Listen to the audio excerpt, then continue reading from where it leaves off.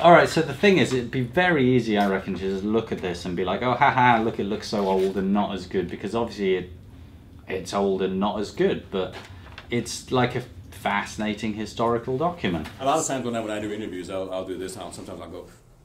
It's kind of fascinating. There's a bit of a George Lucas situation going on in the fact that he's got this entire universe in his head, and if people want to know details about lore that aren't written down anywhere, they have to ask him. And the thing is, lots of stuff is written down in these, but it's not canon.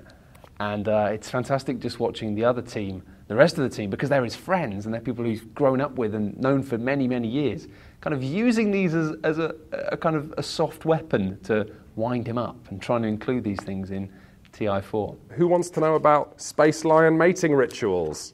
I do! I haven't ruined the window, it's not ruined. If you put a rock through it, we'll consider it ruined.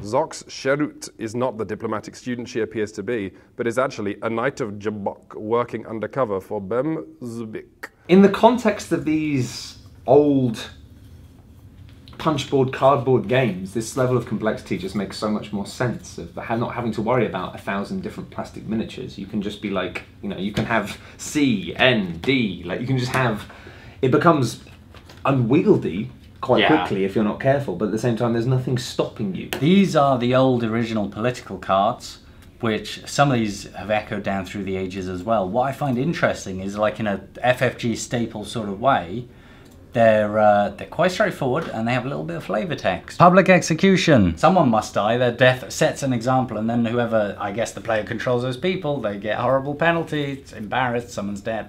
Tell you what, I'm not so keen on these earlier version planets that look like marbles. Demented marbles. Like, if you bought a box this size for a board nowadays, game you wouldn't get much 2017, in like, you expect a fairly simple experience. Like, to open this in 2017, not knowing what you're getting yourself into, would be a shock.